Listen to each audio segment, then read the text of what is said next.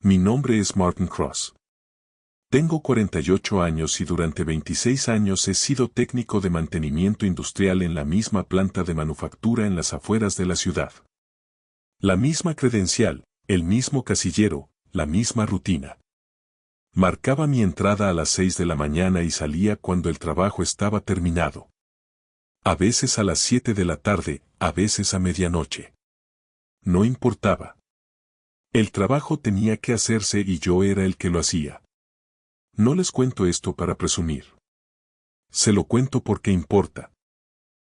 Porque todo lo que estoy a punto de contarles comenzó con una simple creencia: si trabajas duro, te mantienes leal y pones a tu familia primero, todo saldrá bien. Estaba equivocado. Pero me estoy adelantando. Hace 22 años, conocí a Diane Sullivan en una barbacoa en el jardín de un amigo. Era una de esas tardes de finales de verano en las que el aire huele a carbón y césped recién cortado, y todo el mundo tiene una cerveza en la mano y ningún lugar al que ir. Ella estaba junto a la hielera riéndose de algo que había dicho su amiga. Y cuando levantó la vista y me sorprendió mirándola, no desvió la mirada. Sonrió. Esa sonrisa. Dios, esa sonrisa. Me hizo sentir como si hubiera ganado algo que ni siquiera sabía que estaba jugando. Empezamos a hablar. Era fácil estar con ella. Segura, pero no ostentosa. Inteligente sin hacerte sentir pequeño. Trabajaba en un banco en el centro, usaba ropa de negocios durante la semana y tenía esa forma de hacer que todo pareciera más ligero, más simple, como si la vida no fuera tan complicada como yo pensaba. Salimos durante un año. Nada lujoso. Cenas en restaurantes de cadena, películas los viernes por la noche, paseos al lago cuando el tiempo lo permitía. Le propuse matrimonio un martes por la noche en su apartamento. Sin anillo todavía, solo la pregunta. Dijo que sí antes de que terminara de preguntar. Nos casamos unos meses después. Yo tenía 26 años. Ella 24. Boda pequeña, solo familia y un puñado de amigos. Pasamos nuestra luna de miel en una cabaña a 2 horas al norte durante un fin de semana largo. Fue simple. Fue suficiente. Ambos trabajábamos entonces. Yo estaba en la planta ganando unos 42,000 pesos al año. Ella estaba en el banco ganando quizás 30,000 pesos. Ahorrábamos como si nuestras vidas dependieran de ello, porque así era. Cada dólar iba hacia un objetivo, una casa. Nuestra casa. Nos tomó 2 años, pero lo logramos. Una casa de 3 dormitorios en una calle tranquila con un gran jardín trasero y un garaje para 2 coches. La hipoteca era de 890 pesos al mes. Y recuerdo haber firmado esos papeles pensando, esto es. De esto se trata todo. Soñamos juntos en esa casa.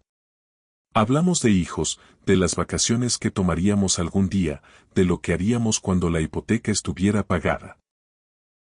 Diane quería quedarse en casa cuando tuviéramos hijos. No quería perderse nada. Primeros pasos, primeras palabras, obras escolares, todo. Le dije que haría que funcionara, y lo hice. Ise nació cuando yo tenía 30 años. 3,8 kilogramos, cabello oscuro, mi nariz, los ojos de Diane. Sostenerlo por primera vez se sintió como sostener todo el futuro en mis brazos. Le hice una promesa esa noche en el hospital: te daré todo lo que yo no tuve. Nunca te preguntarás si estás a salvo. Nunca dudarás que alguien te respalda. 2 años después, llegó Lily. Más pequeña, más feroz, con unos pulmones que podían despertar a todo el vecindario. Diane me miró en la sala de partos, agotada y radiante, y dijo: nuestra familia está completa. Tenía razón. Lo estaba. Diane renunció a su trabajo unos meses después de que naciera Lily. Quiero estar aquí para ellos, dijo. No quiero perderme ni un momento. No lo cuestioné. ¿Por qué iba a hacerlo? Era su madre. Quería estar presente. Eso es lo que hacen las buenas madres, ¿verdad? Así que trabajé más duro. Aceptaba horas extras siempre que se ofrecieran. Turnos de fin de semana, turnos de vacaciones, turnos dobles cuando alguien llamaba por enfermedad. Aprendí cada máquina de esa planta. Me hice indispensable porque los empleados indispensables consiguen las horas y yo necesitaba las horas. Para cuando los niños estaban en la escuela primaria, ganaba 58,000 pesos al año. Para cuando llegaron a la secundaria, eran 64,000 pesos. La hipoteca se pagaba cada mes. Los coches se mantenían. Los niños tenían zapatos nuevos cuando los necesitaban. Diane gestionaba el hogar, comidas, lavandería, horarios, todo. Era buena en eso. Mejor de lo que yo podría haber sido. Desde fuera, parecía que lo teníamos todo resuelto. Demonios, desde dentro, yo también pensaba que lo teníamos. Los años se difuminaron de la mejor manera. Isen creció hasta convertirse en un niño callado y centrado. Calificaciones decentes, sin problemas, se mantenía principalmente en su propia onda. Lily era más lista, más directa, el tipo de niña que podía discutir para salirse con la suya. Estaba orgulloso de ambos. Orgulloso de la vida que habíamos construido. La casa se pagó por completo hace 2 años. 20 años de pagos de hipoteca y finalmente era nuestra. Completamente nuestra. Recuerdo haber estado sentado en la mesa de la cocina el día en que se procesó el último pago, mirando a Diane al otro lado y pensando, lo logramos. Ella sonrió y dijo, tú lo lograste, Martin. Trabajaste muy duro para esto. Le creí. Para entonces, llevaba 24 años en la planta. La misma empresa, el mismo trabajo, las mismas botas cada mañana. Me dolían las rodillas. Tenía la espalda rígida la mayoría de los días. Tenía cicatrices en las manos por bordes de metal y quemaduras de líneas de vapor. Pero tenía una casa pagada. 47,000 pesos en ahorros y 120,000 pesos en mi 401k. Tenía algo que mostrar por todo ello. Los últimos 6 meses fueron brutales. La planta tenía escasez de personal, tipos que se jubilaban, tipos que renunciaban por mejores trabajos, tipos que simplemente ya no se presentaban. La dirección presionaba a los que se quedaban. Eso significaba a mí. Turnos de 12 horas, 6 días a la semana, a veces 7. Salía de casa a las 5:30 de la mañana antes de que nadie estuviera despierto. Llegaba a casa a las 7 de la tarde, a veces más tarde, y encontraba la cena esperándome en el microondas. Diane estaba en el sofá viendo la televisión. Isen en su habitación con la puerta cerrada. Lily salía con amigos o estaba en su teléfono en la mesa de la cocina. Me decía a mí mismo que era temporal, solo unos meses más, hasta que contrataran a más gente. Entonces podría relajarme, pasar más tiempo en casa, tal vez incluso tomar esas vacaciones que Diane mencionaba. Deberíamos ir a algún sitio, dijo una noche sin previo aviso. A algún lugar cálido. Solo nosotros dos. Levanté la vista de mi plato. Me sonreía, pero había algo distante en sus ojos, algo que no podía identificar. Suena bien, respondí. Cuando las cosas se calmen en el trabajo. Ella asintió. Los niños y yo nos las estamos arreglando bien. No le di importancia a esa frase. ¿Por qué iba a hacerlo? Era solo una declaración, una tranquilidad. Me decía que todo estaba bien, que no necesitaba preocuparme, que ellos estaban manejando las cosas mientras yo trabajaba hasta el agotamiento. Debería haber prestado atención. Debería haber preguntado qué significaba realmente arreglárnoslas bien. Pero no lo hice.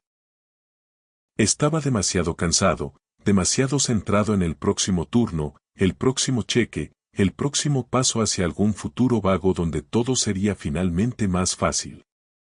Creía que estaba construyendo algo, una base, un legado, una vida que mis hijos pudieran recordar y decir, Mi padre trabajó duro. Mi padre proveyó. Mi padre sacrificó todo para que nosotros pudiéramos tener más. Creía que estaba construyendo nuestro futuro. No me di cuenta de que estaba financiando mi propia traición. Comenzó de manera pequeña. Tan pequeña que casi no la noté. Diane parecía más ligera, más feliz. Tarareaba mientras cocinaba la cena. Usaba maquillaje más a menudo, incluso cuando no iba a ninguna parte. Se reía de algo en su teléfono y rápidamente inclinaba la pantalla cuando yo pasaba. Al principio, pensé que era algo bueno. Quizás finalmente se estaba adaptando a que yo estuviera fuera tanto tiempo. Quizás había encontrado un nuevo pasatiempo, se había unido a algún grupo en línea, se había reconectado con viejos amigos. No pregunté. Estaba demasiado agotado para preguntar. Había otras cosas también. Pequeñas cosas que no encajaban del todo. Una noche, llegué a casa y encontré los muebles de la sala reorganizados. El sofá estaba contra otra pared. La mesa de centro se había movido. Los cojines decorativos habían desaparecido. ¿Por qué moviste todo?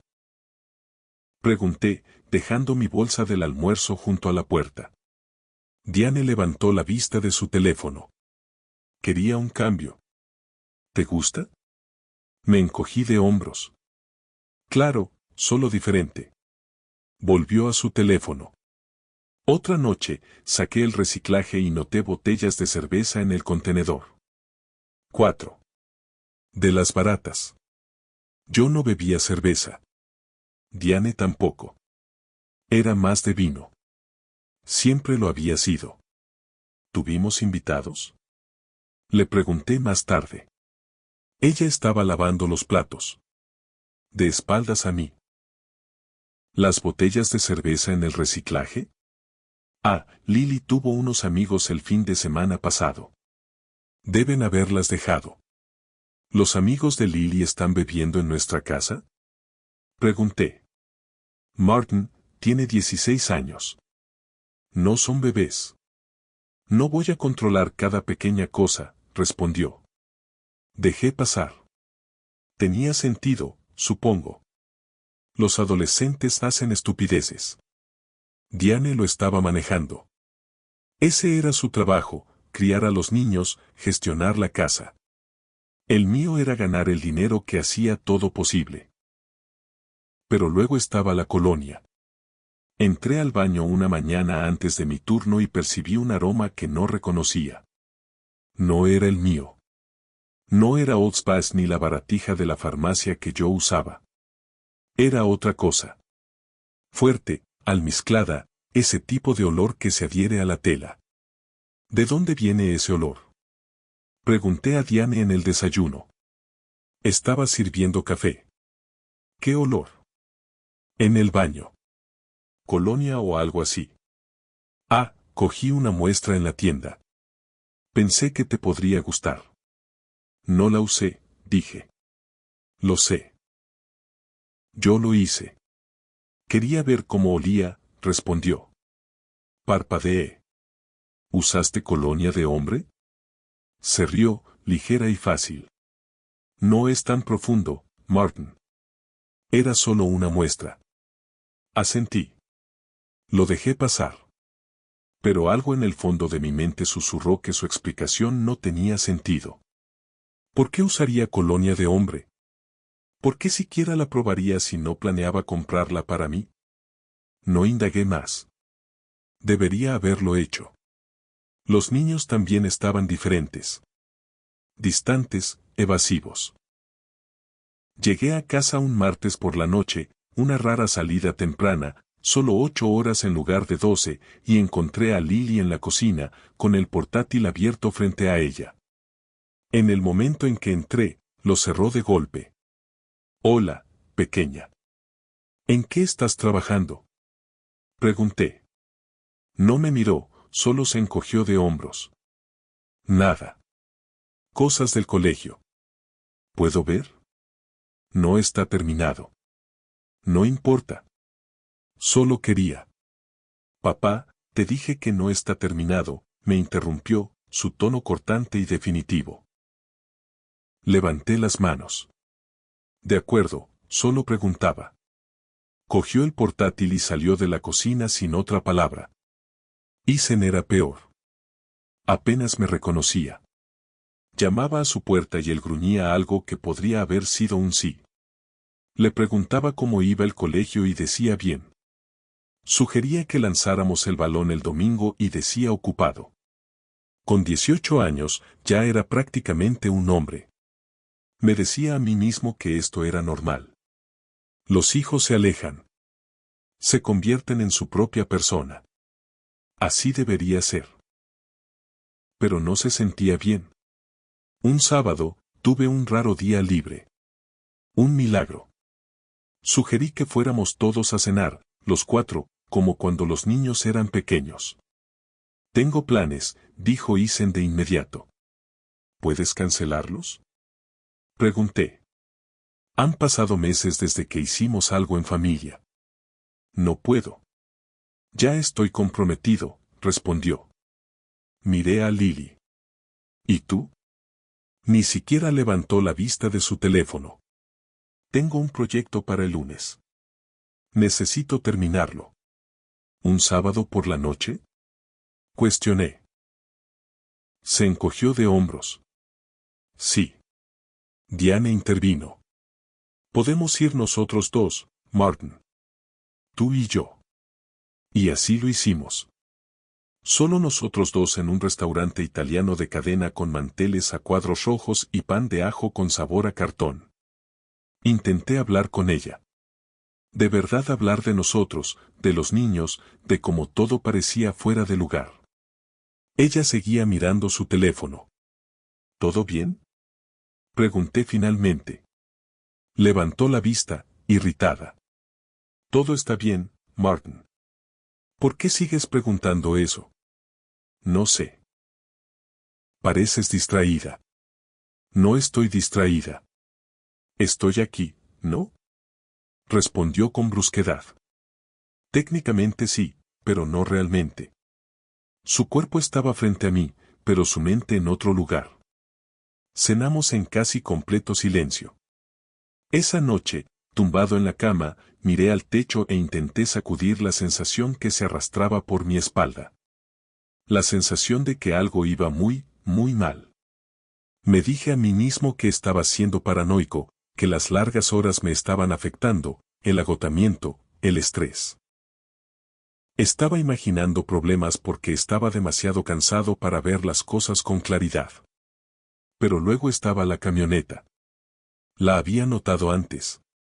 Una camioneta vieja, quizás de 20 años, gris imprimación con la puerta trasera abollada. Aparcaba calle abajo a veces. La había visto 3, quizás 4 veces en las últimas semanas. Siempre en el mismo lugar, lo suficientemente lejos como para que no pudiera ver las placas. Un martes, mi turno terminó 1 hora antes. Una avería de máquina. La dirección nos envió a casa mientras esperaban que llegaran las piezas. Le envié un mensaje a Diane, salgo temprano. Llego en 20. Sin respuesta. Conduje a casa, entré en el camino de entrada y la vi otra vez. La camioneta vieja. Aparcada 3 casas más abajo. Me senté en mi coche un momento, con el motor al ralentí, mirándola. ¿Por qué estaba allí? ¿Quién era el dueño? ¿Por qué seguía apareciendo cuando se suponía que yo debía estar en el trabajo? Salí, caminé hasta la puerta principal, la abrí, entré. La casa estaba en silencio. Demasiado silencio.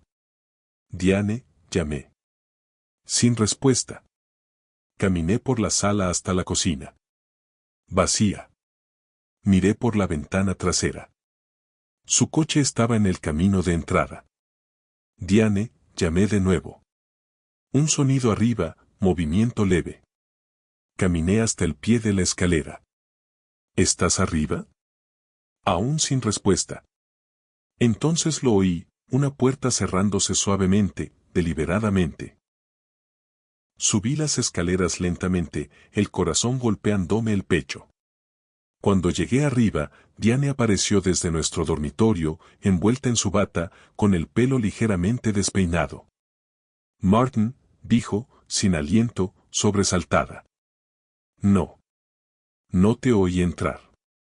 Te envié un mensaje, respondí. Estaba durmiendo la siesta. No lo vi. Estaba completamente vestida debajo de esa bata. Podía ver sus vaqueros, su camisa. Su pelo no estaba despeinado por dormir. Estaba recién peinado. ¿Dormiste con la ropa puesta? Pregunté. Me tumbé cuando volví de la tienda. Estaba cansada, respondió. Miré más allá de ella hacia el dormitorio. La puerta estaba entreabierta. La cama se veía extraña. No hecha, pero tampoco usada. ¿De quién es esa camioneta? Pregunté. Parpadeó. ¿Qué camioneta? La gris, calle abajo. No tengo idea, Martin. ¿Por qué me preguntas a mí? Respondió. No contesté. Me quedé allí mirándola, tratando de leer su rostro, tratando de encontrar algo. Culpa, pánico, cualquier cosa. Pero ella solo me devolvió la mirada, tranquila y serena, como si yo fuera el que estaba siendo irracional. ¿Estás bien? Preguntó suavemente. Pareces muy estresado últimamente. Estoy bien. Deberías descansar. Estás trabajando demasiado, dijo. Asentí, giré y bajé las escaleras. Pero no estaba bien. Esa noche, me quedé despierto a su lado, escuchándola respirar, y supe que sabía que algo estaba pasando. Solo que no quería creerlo. Unos días después, estaba en el trabajo, con las manos metidas en una caja de cambios, cuando uno de los veteranos, Tom, se apoyó en la máquina y dijo: ¿Alguna vez te has preguntado qué hace tu familia cuando no estás? Levanté la vista. ¿Qué? Se encogió de hombros. Solo un pensamiento. Estás aquí 12 horas al día, 6 días a la semana. Eso es mucho tiempo. Mucha oportunidad. ¿Oportunidad para qué? Pregunté. Sonrió. Triste. Sabiendo. Nada, hombre. Olvida que dije algo. Pero no lo olvidé. Ese comentario se quedó conmigo como una astilla bajo la piel. Pequeña, dolorosa, imposible de ignorar. Me dije a mí mismo que estaba imaginando cosas. Me dije que el estrés me estaba volviendo paranoico. Me dije que dejara de buscar problemas donde no los había. Me dije que estaba equivocado. Debería haber confiado en mis instintos, porque la verdad era peor que cualquier sospecha. Hace 3 meses, jueves por la tarde, el turno empezó a las 6 como siempre. Para el mediodía, una de las prensas hidráulicas principales se atascó. Aceite por todas partes. Toda la línea se detuvo. La dirección se reunió en la oficina durante 20 minutos, luego salieron y nos enviaron a casa. No hay nada que puedas hacer hasta que lleguen las piezas, dijo mi supervisor. Vuelve mañana a la hora habitual. A las 2 de la tarde estaba libre. No recordaba la última vez que había salido del trabajo antes del anochecer. Me senté en mi camioneta en el aparcamiento un minuto, tratando de decidir qué hacer con este regalo inesperado de tiempo. Quizás sorprender a Diane, quizás llevarla a algún sitio. Quizás solo sentarme en el sofá y ver la televisión por una vez. Conduje a casa. Todo el camino tuve esa extraña sensación en el estómago. No era exactamente temor, ni exactamente emoción, solo alerta, como si mi cuerpo supiera algo que mi cerebro aún no había descifrado. Llegué a mi calle y lo primero que vi fue la camioneta, la vieja camioneta gris, esta vez en mi camino de entrada. No calle abajo, no escondida, justo allí, en mi camino de entrada, como si fuera suya. Mis manos se tensaron en el volante. Estacioné en la acera, bajé y caminé lentamente hacia mi puerta principal, con el corazón latiendo tan fuerte que podía oírlo en mis oídos. Abrí la puerta, la empujé, entré. La casa estaba en silencio, pero no vacía. Podía sentir que había alguien más allí. El aire era diferente, cargado. Entonces lo oí. Pasos rápidos, presurosos. Arriba. Una puerta se abrió, se cerró, se abrió de nuevo. Caminé hasta el pie de la escalera y miré hacia arriba. Y fue entonces cuando lo vi. Un hombre, de mediados de los 40, quizás, barba descuidada, camisa de franela, medio abotonada, vaqueros, botas de trabajo. Estaba al final de las escaleras, congelado, mirándome fijamente. Nuestras miradas se encontraron. Durante un segundo largo y terrible. Ninguno se movió. Entonces salió corriendo. Me empujó al pasar, casi me derriba, y salió por la puerta principal. Oí sus botas golpeando el pavimento, oí la puerta de la camioneta cerrarse de golpe, oí el motor rugir. Desapareció en segundos. Me quedé allí, con el cerebro luchando por procesar lo que acababa de ver. Un hombre en mi casa, huyendo. Martin, su voz. Me giré. Diane estaba al final de las escaleras, con una bata de seda que nunca había visto. Su pelo estaba despeinado. Su rostro enrojecido. Sus ojos abiertos de par en par. Yo puedo explicarlo, tartamudeó. ¿Explicar qué? Mi voz no sonaba como la mía. Era plana, fría, vacía. ¿Quién era ese? Abrió la boca, la cerró, la abrió de nuevo. Martin, por favor. ¿Quién era? Exigí. Se llama Ryan. Es un amigo. Un amigo. Pasé a su lado por las escaleras hacia nuestro dormitorio. La puerta estaba abierta. Entré. La cama estaba deshecha, las sábanas enredadas, las almohadas en el suelo, ropa de hombre en la silla, una camisa de franela, un cinturón, botas de trabajo junto a la mesilla. El olor me golpeó después. Sudor, colonia, él.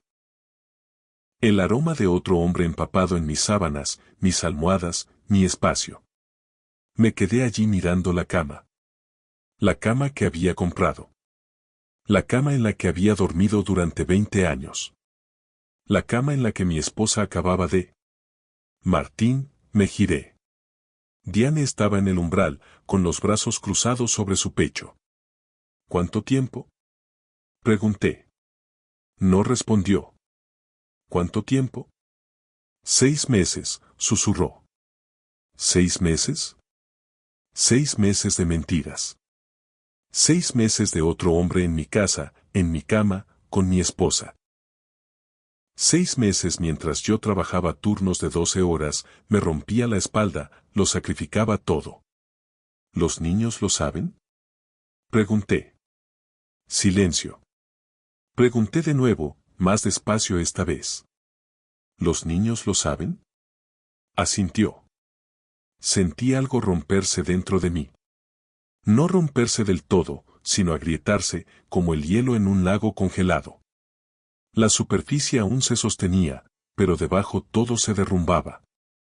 No querían molestarte, dijo Diane en voz baja. ¿No querían molestarme? Repetí, sin poder creerlo. Mis hijos, Isen y Lily, los niños por los que me he dejado la piel, ¿sabían que su madre me estaba engañando y no dijeron nada? ¿Me eligieron a mí? ¿Eligieron ocultarlo? ¿Eligieron protegerla a ella en lugar de a mí? Pasé junto a Diane sin una palabra, bajé las escaleras hasta la sala de estar. Isen estaba en el sofá, con un mando de videojuego en las manos, los ojos fijos en la pantalla. ¿Lo sabías? Pregunté. No me miró, solo se encogió de hombros. Sí. Sí. Repetí. ¿Eso es todo? Sí. Pausó el juego. Finalmente me miró. Su expresión era neutra. Ni culpable, ni arrepentido, solo neutro. No es mi problema, dijo. ¿No es tu problema? Soy tu padre y ella es mi esposa. Ella es tu madre. No voy a ponerme de parte de nadie, respondió. Me está engañando, Isen. Eso es entre tú y ella, dijo, y reanudó el juego, volviendo a su mundo. Me giré y entré en la cocina. Lily estaba sentada en la mesa, con el teléfono en la mano, auriculares puestos. Le saqué uno. ¿Tú también? Pregunté. Levantó la vista, molesta. ¿El qué? Lo sabías, ¿verdad? Suspiró. Sí, lo sabía. ¿Y no pensaste en decírmelo? ¿Qué se suponía que debía decir, papá? Oye, mamá está viendo a alguien. Nunca estás aquí. No te habría importado, respondió. ¿No me habría importado? Mi voz se quebró. ¿Crees que trabajaba turnos de 12 horas porque no me importaba? Puso los ojos en blanco. Trabajas turnos de 12 horas porque es lo único que sabes hacer. No sabes estar en casa. Se puso el auricular de nuevo y volvió a desplazarse por su teléfono. Miré a mi hija, a mi niña, a la que había llevado sobre mis hombros, a la que había enseñado a montar en bicicleta, a la que me había dejado la piel por ella, y vi a una extraña. Me di la vuelta y volví a las escaleras. Diane estaba en el pasillo, con los brazos cruzados, observándome. Quiero el divorcio, dije. No se inmutó, no lloró, no se disculpó. Sonrió. En realidad sonrió. Bien, dijo. Adelante. Divorciate de mí. Bien. Sí. Bien. Se acercó, su sonrisa se ensanchó. ¿Sabes qué pasa entonces, Martin? Me llevo la mitad de todo. La casa, los ahorros, tu 401k, la mitad es legalmente mía. Me engañaste, dije. No importa, su voz era tranquila, segura. Estado sin culpa. El adulterio no significa nada en los tribunales. Sigo llevándome la mitad. Así que adelante, presenta la demanda. Perderás todo de todas formas. Inclinó la cabeza, estudiándome como si yo fuera un problema que ya había resuelto. Estás atrapado, Martin. Puedes irte si quieres, pero te irás con las manos vacías. La miré. A esta mujer con la que había pasado 22 años. A esta mujer con la que había construido una vida. A esta mujer en la que había confiado completamente. Y me di cuenta de que no la conocía en absoluto. Miré a mis hijos una vez más, esperando que uno de ellos dijera algo, cualquier cosa. Que me defendiera, que mostrara un ápice de lealtad. Isen seguía jugando. Lily seguía con su teléfono. Nadie se movió. Me di la vuelta, subí las escaleras, hice una maleta. Solo lo esencial, ropa, artículos de aseo, el reloj de mi abuelo. Salí por la puerta principal, subí a mi camioneta y conduje hasta un motel en las afueras de la ciudad. Habitación 12, 45 pesos la noche. Alfombra marrón, cama individual, un televisor que solo captaba 3 canales. Me senté en el borde de esa cama durante horas, mirando la pared, repasando cada momento, cada señal que había pasado por alto. Alrededor de las 3 de la mañana, algo cambió. El dolor seguía allí. La ira, la incredulidad, pero debajo de todo, algo más empezó a crecer, claridad. Diane creía que me tenía acorralado. Creía que iría a los tribunales, que seguiría las reglas, que perdería la mitad de todo lo que había ganado. Mis hijos creían que lo aceptaría, que seguiría adelante, que seguiría trabajando, pagando, siendo el tipo que aparece y se calla. Todos pensaban que no tenía poder. Estaban equivocados. No iba a seguir sus reglas. No iba a dejar que se llevaran lo que había construido. Creían que me tenían atrapado. Estaban a punto de aprender lo equivocados que estaban. No volví a casa. Me quedé en el motel, registrándome por una semana, luego otra, luego otra. Pagaba en efectivo cada vez. El tipo de la recepción dejó de hacer preguntas después de los primeros días. Seguí yendo al trabajo. Mismo horario, mismos turnos. Me presentaba, hacía el trabajo, marcaba la salida. Para todos allí, era el mismo Martin Cross de siempre, confiable, constante, roto en todas las formas silenciosas en que los hombres de mediana edad se rompen, pero aún funcional. Diane me llamó varias veces esa primera semana. Contestaba brevemente, sin compromiso. ¿Cuándo piensas volver a casa?, preguntó al tercer día. Necesito tiempo para pensar, respondí. ¿Sobre qué? Sobre todo. Suspiró, molesta. Bien, tómate tu tiempo. Pero sigues pagando las facturas, ¿verdad? Sí. Bien, dijo, y colgó. No estaba preocupada. Creía que había ganado. Creía que volvería arrastrándome, roto y dócil, listo para aceptar las migajas que ella estuviera dispuesta a darme. Creía que estaba derrotado. Eso es lo que quería que creyera. Porque mientras ella celebraba, yo estaba planeando cada detalle, cada paso. Primer movimiento, el 401K. Entré en recursos humanos un lunes por la mañana antes de que empezara mi turno.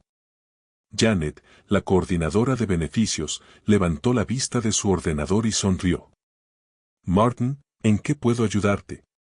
Necesito retirar mi 401K. Retiro anticipado, dije.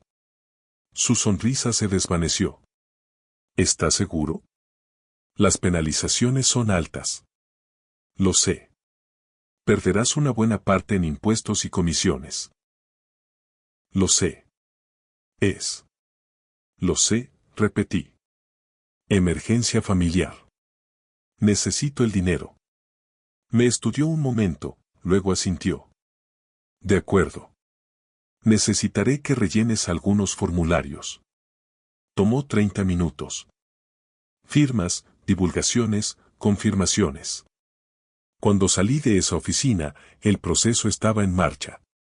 120,000 pesos en la cuenta. Después de penalizaciones e impuestos, quedaron 87,000 pesos. Suficiente. Lo procesaron en una semana. El dinero llegó a mi cuenta personal 8 días después. Segundo movimiento. Los ahorros conjuntos. 47,000 pesos en una cuenta con ambos nombres. Diane nunca la revisaba. Nunca lo hacía. Ese siempre fue mi trabajo. Yo manejaba las finanzas. Ella manejaba la casa. Abrí una cuenta nueva en otro banco al otro lado de la ciudad, una pequeña cooperativa de crédito que no hacía demasiadas preguntas. Transferí cada $1 de los ahorros conjuntos a la nueva cuenta. Un clic, 5 segundos, hecho. Diane aún no tenía ni idea. Tercer movimiento, la casa. La casa estaba pagada, valorada en unos 230,000 pesos, ambos nombres en la escritura. Legalmente, no podía venderla sin su firma, pero podía ponerla en venta. Fui a la oficina del secretario del condado, revisé los registros de la propiedad y confirmé lo que ya sabía, la escritura estaba a nombre de ambos, pero yo figuraba como propietario principal. Eso significaba que podía iniciar el proceso de venta. Llamé a un abogado inmobiliario y le hice una pregunta hipotética. Si una casa está a nombre de ambos, pero solo una persona la pone en venta, ¿qué pasa? Depende, dijo. Si se anuncia como en venta por el propietario, el anuncio en sí no requiere ambas firmas, pero la venta sí. Ambas partes deben firmar la transferencia de la escritura. ¿Y si una de las partes falsifica la firma de la otra? Hubo una larga pausa. Eso es ilegal. Fraude. Delito grave. Hipotéticamente, dije. Otra pausa. Hipotéticamente, si la firma es lo suficientemente convincente y la empresa de títulos no lo detecta, la venta podría concretarse. Pero si se descubre después, el comprador podría demandar. El falsificador podría ir a la cárcel. ¿Y si nunca se descubre?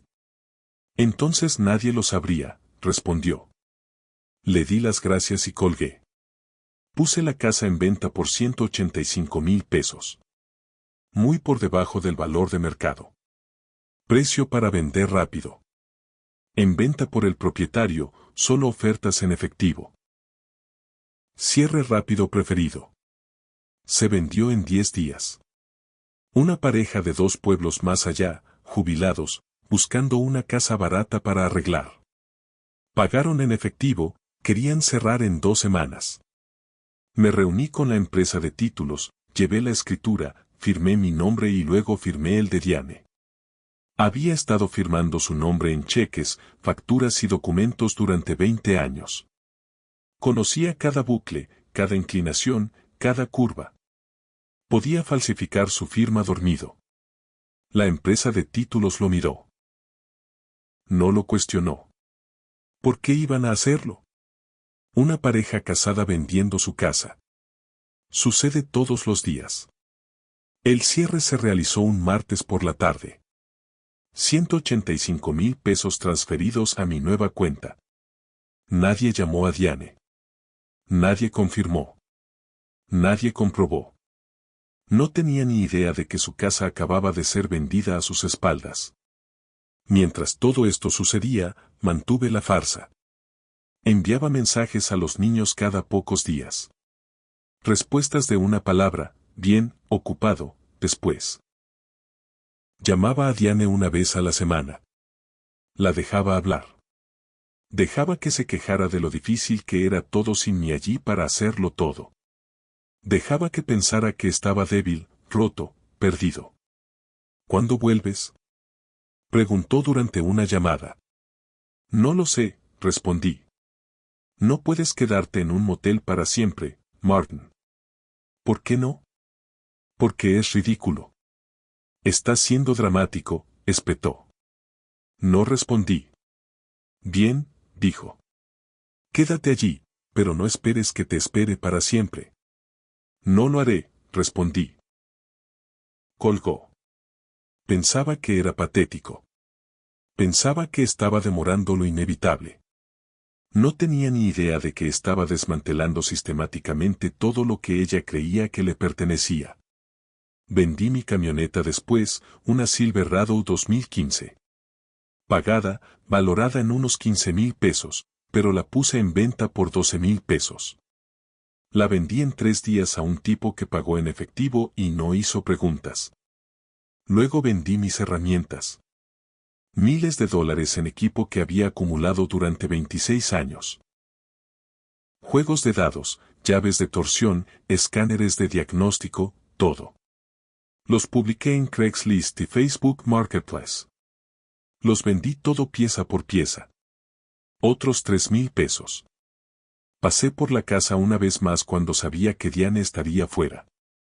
Tomé todo lo que podía reclamar como mío, mi portátil, mi tableta, el televisor del sótano, equipo de campamento viejo, cualquier cosa con valor que no fuera explícitamente propiedad familiar. Lo vendí todo. Al final de 3 semanas, tenía 334,000 pesos en esa nueva cuenta. Siguiente paso, necesitaba una nueva identidad. No una falsa, no ilegal, solo diferente. Conduje a Nevada, alquilé un apartado de correos en un pueblo donde nunca había estado. Usé mi segundo nombre y una variación de mi apellido. Martin Cross se convirtió en Mark Crossley. Lo suficientemente parecido para ser creíble. Lo suficientemente lejos para evitar ser detectado. Abrí una nueva cuenta bancaria con ese nombre usando la dirección del apartado de correos. Transferí todo el dinero, 334,000 pesos, a esa cuenta. Luego compré una furgoneta, de 15 años, muchos kilómetros, fea como ella sola, pero funcionaba y costó 4,000 pesos en efectivo. Sin título a mi nombre real. registrada bajo Mark Crossley con un apartado de correos. Cargué la furgoneta con todo lo que necesitaba. Ropa, equipo de campamento, un saco de dormir barato, algo de comida enlatada, un teléfono desechable y el reloj de mi abuelo. La única cosa que tomé por razones sentimentales. En mi último día en la planta, entré en la oficina de mi supervisor y le entregué un sobre. ¿Qué es esto?, preguntó. Carta de renuncia, con efecto inmediato, dije. Parpadeó. ¿Renuncias? Sí. Martin, llevas aquí 26 años. Sí, y ya he terminado. ¿Por qué? ¿Qué pasó? Situación familiar, respondí. Me miró fijamente, confundido, quizás incluso herido. Yo era el tipo que nunca faltaba a un turno. El tipo que se presentaba sin importar qué. El tipo que le facilitaba la vida. Y ahora me iba. Podemos arreglar algo, dijo. Si necesitas tiempo libre. No necesito tiempo libre. Necesito haber terminado, lo interrumpí. Asintió lentamente. De acuerdo. Buena suerte, Martin. Le estreché la mano y salí. Destrocé mi teléfono viejo en el aparcamiento del motel, lo partí por la mitad, lo tiré a un contenedor. Corté mis tarjetas de crédito, cerré mis cuentas de correo antiguas, eliminé mis redes sociales. Cada rastro de Martin Cross estaba desapareciendo. Una última cosa, conduje hasta mi calle por última vez, estacioné calle abajo, observé la casa. La que había comprado, pagado y mantenido durante 22 años. Las luces estaban encendidas. El coche de Diane estaba en el camino de entrada. También la camioneta de Ryan. Descarados ahora. Sin más escondites. Aparcada justo allí, como si fuera su dueño. Me senté allí una hora, solo mirando. Y no sentí nada. Ni ira, ni tristeza, ni arrepentimiento. Solo nada. Creían que estaba roto. Creían que no me quedaban movimientos. Estaban a punto de descubrir lo equivocados que estaban. Tenía una última cosa que hacer antes de desaparecer. Necesitaba que entendieran, que comprendieran realmente lo que habían perdido. Entré en mi casa por última vez un jueves por la noche. No llamé. Todavía tenía mi llave. Abrí la puerta, entré y la cerré en silencio detrás de mí. Diane estaba en el sofá viendo algún programa de reality. Levantó la vista cuando entré, sorprendida, pero no alarmada. Martin, ¿qué? Comenzó. Pasé a su lado sin una palabra, directamente a la mesa de la cocina. Me quité el anillo de bodas del dedo y lo dejé sobre la superficie de madera. El sonido, metal contra madera, resonó en el silencio. Diane se levantó. ¿Qué estás haciendo?, preguntó. No respondí. Miré la casa una última vez. Las paredes que había pintado, los suelos que había lijado, el techo que había reemplazado. Cada rincón de este lugar contenía un pedazo de mí. Mi trabajo, mi sacrificio, mi creencia de que todo importaba. Martin, su voz tenía un filo ahora. Podía notar que algo no iba bien. Me giré y caminé hacia la puerta principal. ¿A dónde vas?, exigió. La puerta de Isen se abrió arriba. Apareció al final de las escaleras, finalmente notando que algo estaba pasando. Papá, llamó. Me detuve, me giré, lo miré. 18 años. Mi hijo. El niño al que había enseñado a lanzar un balón, a cambiar una rueda, a ser un hombre. Y había elegido traicionarme. Tomaste tu decisión, dije en voz baja. Ahora vive con ella. ¿Qué se supone que significa eso?, preguntó. Diane se acercó a mí, su rostro pasando de la confusión a la alarma. Martin, estás actuando como un loco. Lo descubrirán, dije, y salí. Conduje toda la noche, Solo me detuve para cargar combustible. Crucé una frontera estatal, luego otra. El teléfono desechable permaneció apagado. Era inalcanzable, imposible de rastrear. No tenía destino, solo lejos, muy lejos. 2 días después, Diane recibió una carta certificada. Era de una empresa de títulos. La abrió, confundida. Venta de propiedad en, dirección. Estimada señora Cross, la presente carta sirve como notificación de que la propiedad ubicada en la dirección arriba mencionada ha sido vendida. El cierre se realizó en, fecha, y la escritura ha sido transferida a los nuevos propietarios. Por favor, desocupe las instalaciones dentro de los 30 días, según lo establecido en el acuerdo de venta. Lo leyó 3 veces antes de que le cayera la ficha. La casa, su casa, había sido vendida. Llamó a la empresa de títulos. Ha habido un error. Yo no vendí mi casa. Señora, tenemos las firmas tanto de usted como de su esposo en el archivo, respondió el representante. Yo nunca firmé nada. Según nuestros registros, lo hizo. Le digo que no lo hice, insistió. La mujer al otro lado dudó. Si cree que ha habido fraude, tendrá que ponerse en contacto con un abogado. Pero la venta se ha finalizado. Los nuevos propietarios tomarán posesión en 30 días. Diane colgó. Sus manos temblaban. Llamó al número de Martin. Desconectado. Llamó a su trabajo. Renunció hace 3 semanas, le dijeron. Sin información de reenvío. Intentó acceder a la cuenta bancaria conjunta. Vacía. 47,000 pesos. Desaparecidos. Revisó los ahorros. El 401k.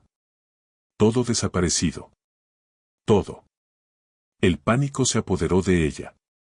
Llamó a su abogado, el que había consultado cuando decidió engañar a Martin.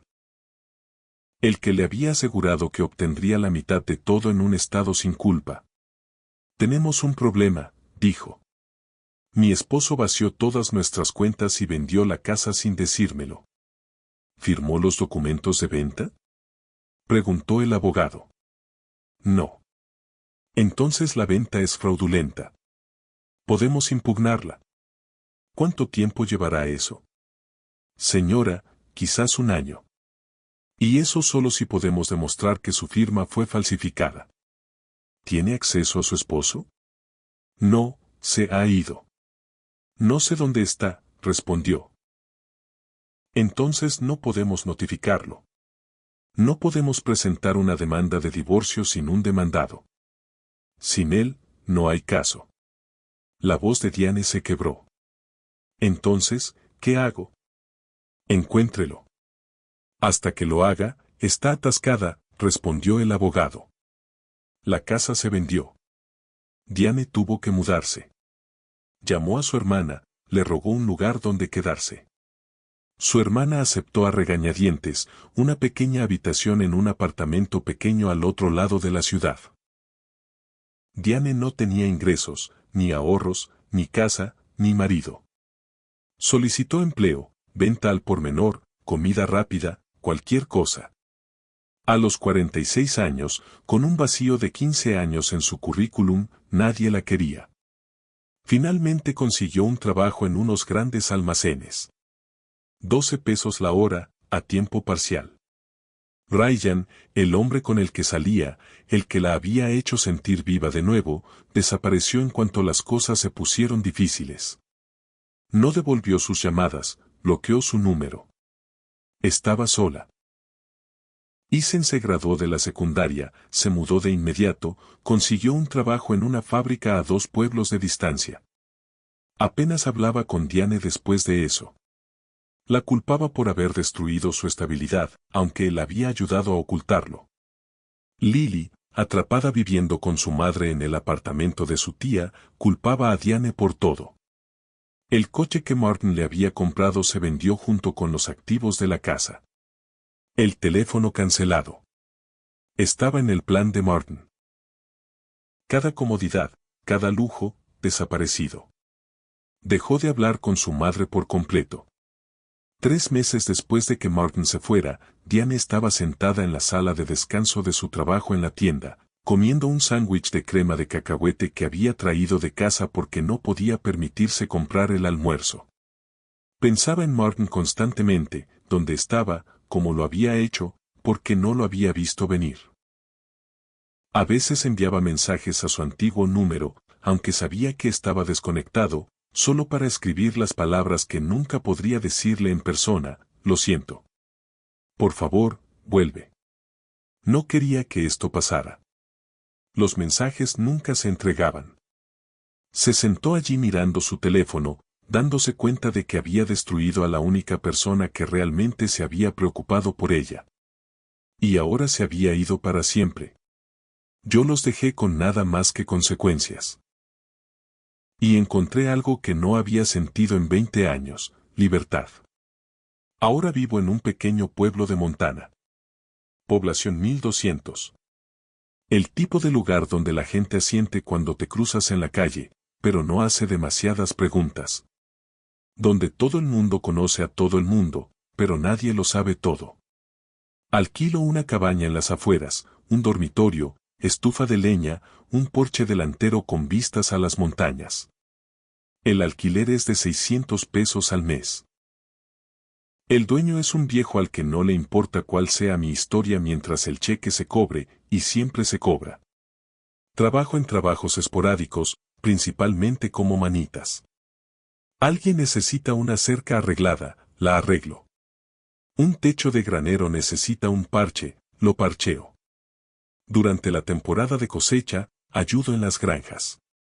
Todo en efectivo, sin impuestos, sin papeleo, sin Mark Crossley en ningún registro oficial. Me despierto con el amanecer, trabajo hasta primera hora de la tarde, paso las tardes haciendo senderismo, pescando, leyendo libros de la biblioteca del pueblo. No tengo televisor, no tengo redes sociales, ni siquiera tengo un teléfono inteligente, solo el desechable que compré hace 3 meses. Mi vida cuesta casi nada. Los $330,000 siguen en esa cuenta de Nevada, intactos. No los necesito. Ni siquiera pienso en ellos la mayoría de los días. He cambiado física y mentalmente. Todo. Ahora soy más delgado, más fuerte. Mis manos tienen callos de diferentes trabajos, trabajo en el campo, trabajo al aire libre, trabajo real en lugar de mantenimiento de fábrica. Estoy más tranquilo. Ya no llevo el peso de 26 años de resentimiento y agotamiento. No me despierto temiendo el día que tengo por delante. Duermo bien, mejor que en décadas. Y no los echo de menos. Ni a Diane, que me enseñó que la lealtad no significa nada para algunas personas. Ni a Isen, que me mostró que la sangre no garantiza el carácter. Ni a Lily, que demostró que los hijos pueden ser tan egoístas como los adultos. Pienso en ellos a veces. Clínicamente, como cuando miras hacia atrás a un error del pasado y analizas que salió mal. Me pregunto si Diane encontró otro trabajo, si Isen resultó bien, si Lily aprendió algo. Pero no siento nada cuando me pregunto. Ni ira, ni tristeza, ni arrepentimiento. Solo nada. Son extraños ahora. Personas que conocí en otra vida. He hecho algunos amigos aquí. Joe es dueño de la ferretería del pueblo, a veces me contrata para entregar suministros a las obras. Sarah dirige la biblioteca, recomienda libros y nunca pregunta sobre mi pasado. Tom es un veterinario jubilado que me enseñó a pescar con mosca. Vamos al río la mayoría de los fines de semana, nos metemos hasta las rodillas en el agua fría y no hablamos mucho. Me conocen como Mark, un tipo tranquilo que dejó una mala situación en el este y empezó de nuevo. Respetan mi privacidad. Eso es suficiente. Me siento en el porche de mi cabaña la mayoría de las noches, con una taza de café en la mano, viendo cómo las montañas se vuelven moradas con la luz que se desvanece. Pienso en el Martin Cross que solía ser. El hombre que creía que el sacrificio sería recompensado. Que la lealtad importaba. Que la familia significaba algo. Ese hombre está muerto. Murió el día que entró en su dormitorio y vio la ropa de otro hombre en el suelo. Mark Crossley es lo que queda. Y por primera vez en décadas, soy libre. Libre de las expectativas. Libre de la traición. Libre de la gente que lo tomó todo y no dio nada a cambio. No me arrepiento de haberme ido. Me arrepiento de no haberme ido antes. Y ese es el final de la historia de hoy. Si te ha gustado, por favor dale al botón de me gusta y deja un comentario abajo. Tu apoyo ayuda al algoritmo a que mi contenido llegue a más personas. Si eres nuevo en el canal, no olvides suscribirte. Gracias por ver el video y nos vemos en el próximo.